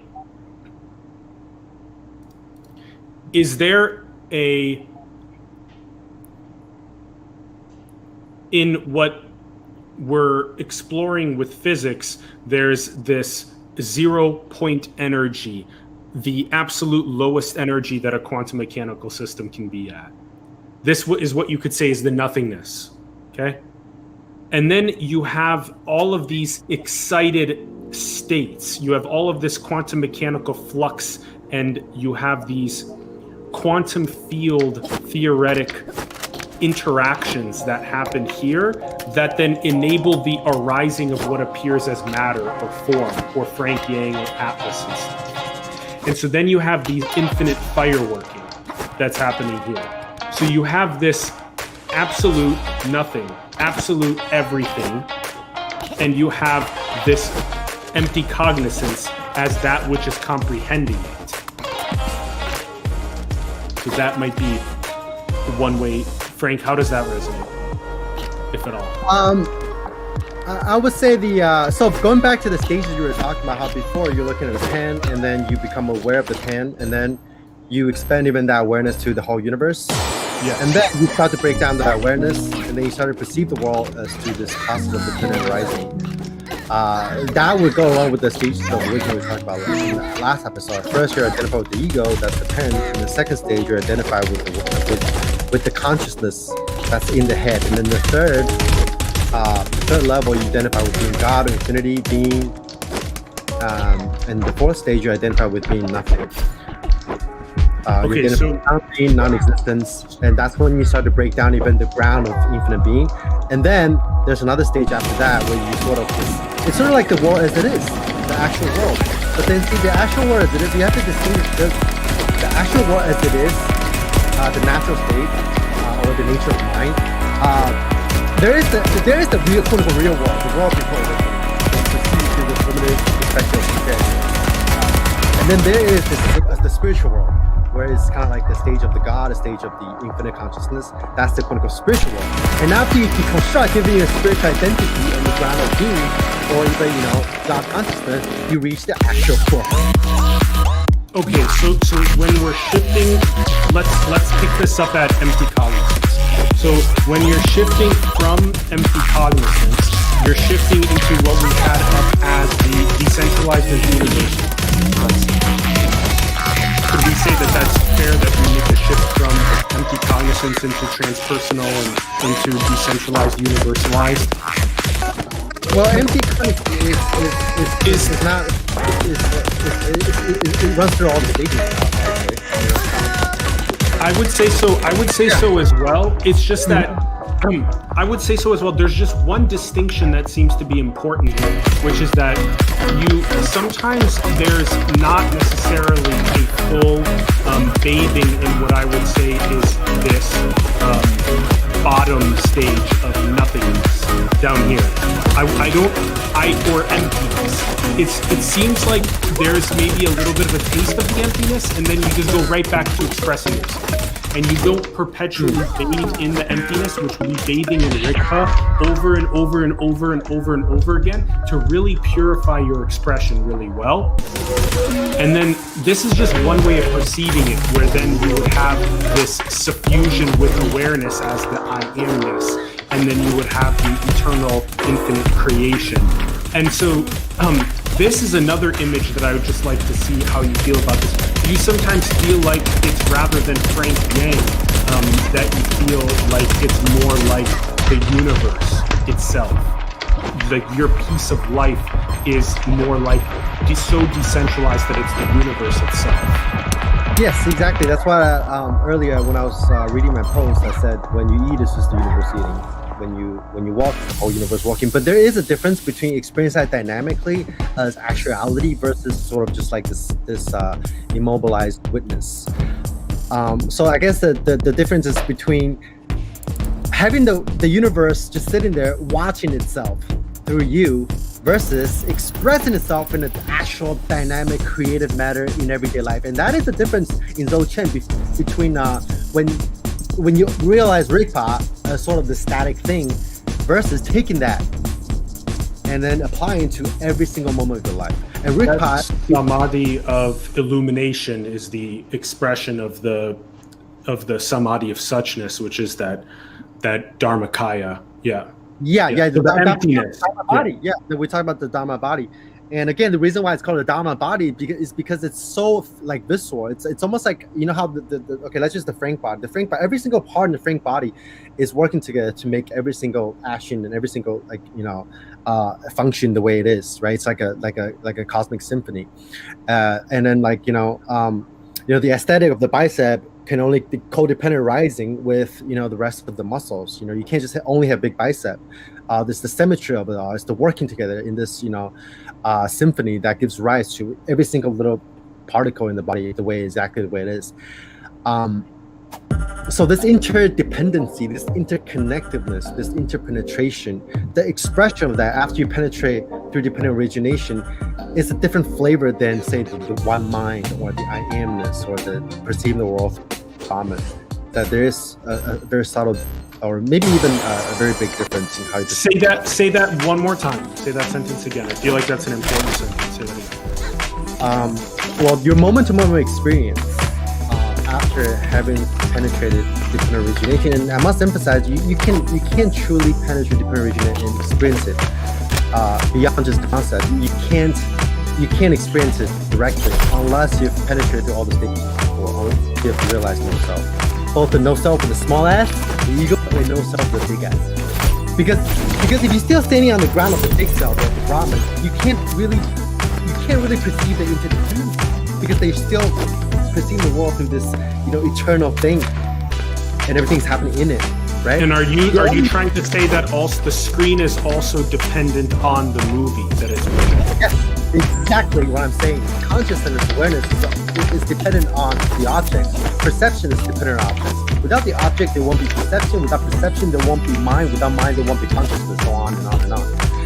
And so everything is codependent and arising through causes, conditions. Okay. Right. So then the screen that we were talking about being potentially the same across all 8 billion humans, the empty cognizant mind, is not a ground. It's not something, quote, final, but rather when you decentralize or universalize even that, there's the recognition that the empty cognizance is dependent on the entire universe and every subatomic particle and the whole movie that's at play for you right now. Right, exactly. So you can say that even there's no such thing as permanent consciousness. There's no such thing as the stream. From that perspective, there's just a movie. There's only reflections, right? And reflections. I guess you could say there is only infinite potentiality. There's only infinite potentiality. Right. There's only manifestation. There's only the mirror. Sorry, there is no mirror. There's only the reflections. Right. So So it's only infinite fireworks. You could say that. There's not even the sky. Yeah, there's no background to anything. No background. There's not a background. Infinite fireworks, but we're not with the seer watching them. You are the infinite fireworks. Yes. Yeah, it's more like the infinite firework. It's not yours or mine. It's the co-arising of all the different parts. So that's where you get. So infinity co-arises as eternal fireworks. Yes. Yeah, you can say the infinite potentiality. What is the infinite potentiality other than the manifestation of codependent rising? Right, so there won't be this thing called the infinite potentiality without the parts. So the parts is the whole and vice versa. The parts is also dependent on the whole, and the whole is also dependent on the parts. right? So that also sort of explain and answer some of the question we had earlier. Is this really the nature of reality, or is this just the product of our individual minds? It's codependent. They're codependent arising. They're both arise through the causes and conditions of all the different links and different nodes of the universe. So is it like this? Infinite potentiality manifests as codependent arising fireworks. Yeah, you could say that. Yeah. Wow. Or you could just say that reality. I guess you could. We could bring this to the problem of free will. The universe is not predetermined. Neither is it totally random. The universe is a process of co-creation. That's the simplest way to put it. It's neither a predetermined, like God just sitting there determining anything, or it's neither just random. It's neither just I can do whatever I want. It's all random. There's no meaning at all. So you sort of find the middle way between eternalism and the absolutism of like Brahman, of the Hinduism, of like Christianity, and versus the nihilism or even the emptiness of Buddhism, of all there's just no self. So you find the middle way and transcend both sides of those dualities. This might also be a good time to read your free will post as well. Oh yeah, we can talk about free will. I think that's all related. Yeah, maybe actually give it a moment. Just give it a quick moment. Let's sink in this first a little bit deeper, and then we'll get there. Yeah, sure. Yeah, because you just brought it up, and it was really salient. But I'd like to potentially stay with this just another moment. Sure. So, okay, so we have an ineffable, which is pure potentiality, infinite potentiality. Something that's unbounded, something that you'll never come to the end of exploring. Right. So this is sort of like exactly. this is sort of the first principle, you could say. The first principle, logically speaking, if you were to create an axiomatic mathematical proof style science breakdown, you would say that you have to assume that there's pure potentiality, infinite, boundless potential. And that's potentially what we are. So then you have to start with that as an assumption, which is directly experienced by many mystics as the nature of reality. Okay. So, including myself and Frank and many people that awaken come to this realization. Okay. So then now we're breaking this down axiomatically, proof-based science, math for people. So now you start with this pure potentiality as boundless. And then the next sort of step is that there's a manifestation mechanism for that. And the mechanism of manifestation, in this case, in our N of 1, our sample size is only 1, is a universe with planets orbiting stars that have biology that secretes sentience, that then turns around and recognizes its nature. Now, this is one mechanism of expression, and so the universe codependently arises as the fireworks, Frank, Atlas, all 8 billion of us, all the planets, from a level of whatever is at the very nothingness of things, just like this 0-point energy as well, all the way up to the actual fireworking of this Frankian costume and the massive codependent substrate doing said process. How does that go? Well, I think I'm trying to. That is one way to put it. It's like everything from the Big Bang to the Big Crunch is a codependent rising to make every single thought you have the way it is.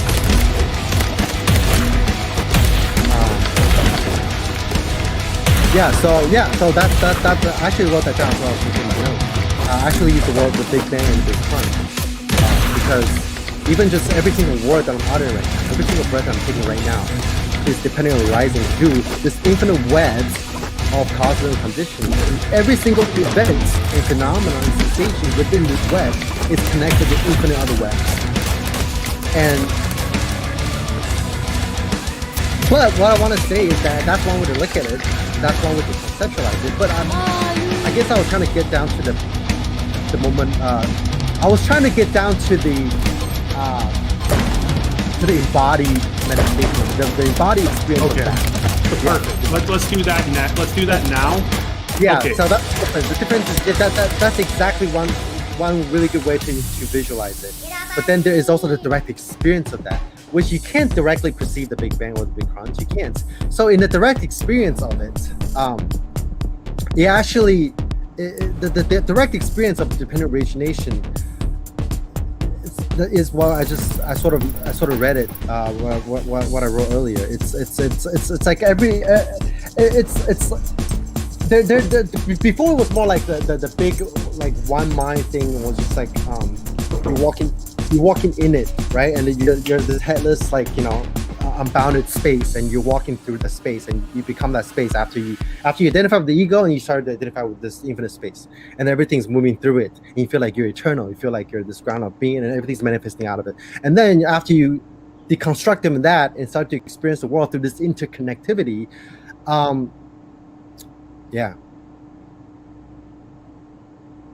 then you start to experience the world as sort of like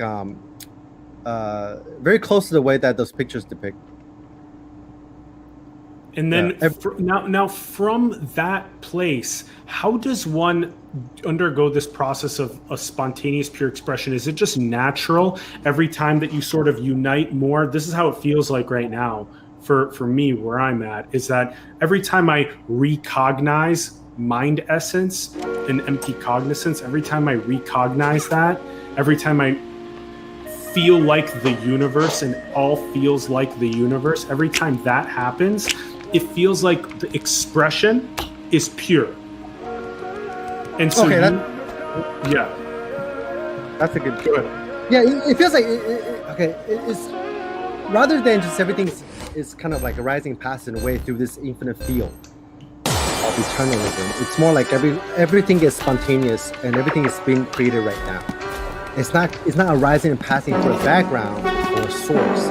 It's that everything is already the source itself. There's no more distinction between the source and the manifestation of source dancing. But first you undergo a process of negating your way to unite with said essence, and then you include and see it all as source dancing. Yeah, and then the source dancing, the rhythm of the source dancing, everything is dependent rising through with and as each other. So it's like moving from like big cosmology to like quantum entanglement. You know how like physics, right? There's Newton. Newton's sort of like this absolutism, like Brahman, right? And then after Newton, you have like the Einstein. Einstein was taking everything to be more relative, right? It's like, nothing is dependent on this absolute timeless, like gigantic cosmic clock, like Newton said. Everything is sort of relative, right? You change one thing, you change the other. Everything is dependent on rising to each other, right? The time and space is not really like this thing we assume to be the background of the experience. Time and space itself is also the same process of codependent rising, just like consciousness, right? You take the background. And then you go even beyond that and say, there's this quantum entanglement and quantum mechanics kind of thing where it breaks down even deeper and like even more sort of spontaneous than what Einstein is doing. So I guess that could be a good analogy. Okay, so the simultaneity of being both the universe and also potentially the metaverse when we play with that pure potentiality, and also being the most 0 point energy, this very quantum mechanical fields, being that as well, the quantum entangled everythingness at the same time. And so that's really interesting to see it at the most Planck level and the cosmic level, and merging those. That's this whole process of it closing on itself, seeing it at the most macro, the most micro, and this, there's a meso level. People forget about the meso because they only go to macro and micro. Meso is like human level, and so that's unit locality. I think exactly what you're talking about. I think that the nothingness, the singularity, and the big punch, and the big bang is the same. The singularity is infinity. So the everythingness and the nothingness, in the middle of this, in the creation of them, is the more actual level of it. And that's what I mean when I say the experience of the relationship. It's not just like that's why it is. Yeah, That doesn't feel it feels visceral. yeah, that's to be framed back to the analogy. So I have a question. Yeah, and I know you've been talking about it from the perspective of the animal as well, which I think is really interesting. My question would be this: it's been written about as it's like a not so merry-go-round. Is sort of what it's called. Where you're basically like the samadhi bell, dong, gets hit, and all of a sudden you recognize cognizance, or you recognize yourself as the universe and not your contracted character. And so, what is it like? Because you just described it as this visceral experience. What is that like when it's for you right now, when it's not something that you revisit, something that's not like a samadhi bell that rings a couple times an hour? That's a really good question. That would lead me to the post about free will and determinism. Okay, great. That it sort of feels like in here there is no observing anymore, because if deconstructed the observer, and you have deconstructed and dissolved the thinker, so it's not a state you go back and forth to. It's just the way it is happening right now. Like it doesn't feel like you're doing it. That's why I said every action feels like the total exertion and the activity and the tapestry of the whole universe through those different links of dependent arising and causes and conditionings. So in more like the way you can visualize it, I guess is it could be put it this way. Let's say if you just eat a bowl of rice. You're not just eating the rice. It feels like let's say if I'm eating a bowl of rice and there's like people sitting next to me and there's birds flying around me and then there's like wind blowing, and then it's like all the different parts are working together in like a symphony to make every single bite of the rice perfect the way it is. It's like this cosmic symphony and everything's playing in tune. It's like it's not just like you as the observer, as the God mind, in this very static kind of eternalism way, sitting in the absolute cloud of eternal ground of being eating the clouds. Neither is it just the individual self eating the clouds. Eating the rice. It's like it's this different parts and the different relations, interpenetrations that's making this particular action possible.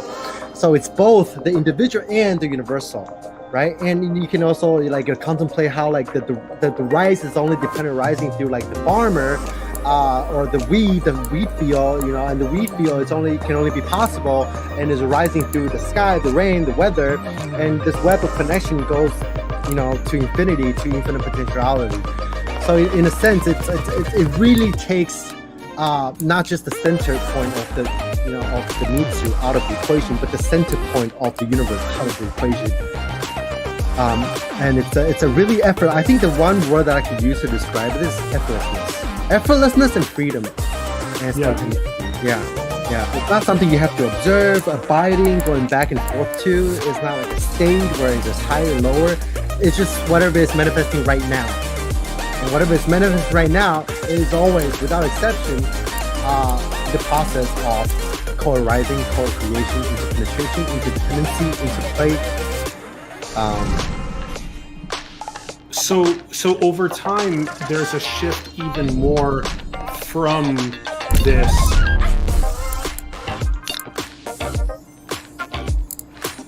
what appears to be like a samadhi bell that is like gong, and you're like in this empty cognizance. You recognize it, or you recognize yourself as the universe. So there's a shift from this like gong that like happens, and then you're there, and then that sort of becomes more and more of, it's like when you're doing the 3-pointers, it becomes more and more effortless, that becomes the natural rhythm, so you shift less and less away from necessarily being the contracted identity, and you shift more and more, and then that process even sort of closes the loop on itself, where it's just effortlessness, freedom, spontaneity of expression, but purely I think the most important word that I've realized is purity, like purification. Oh yeah, cool. Yeah, pristineness. Very Pristineness. pure. Like Pure, because immediate. yes, yet you can spontaneously express yourself from a place of still separation or ego or identity or lack or needing validation from people, which is all a fair expression of infinity. But the point is that if you really want to purify yourself all the way into this abiding essence, repetitively, it almost enables the expression to be more pure. It enables the expression to be more spontaneously in service. It enables it to have more honor. Like, I don't feel like people come off compassionately after not abiding in the essence of the nature. That's what I'm trying to get at. Anyway, cool. So one of the bell yeah. thing, I want to talk Go about ahead. the bell really quick because this just popped in my head. I think the bell Yeah. thing is a really good analogy. It's not just like, oh, the bell rings and then you try to abide in the space where the bell is rising and vanishing into, and you try to be mindful of the bell. It's not even just that. It's like the bell is, there's no more like bell. It's just like, what is the bell? What is the sound of the bell? But the cold arising of the person hitting the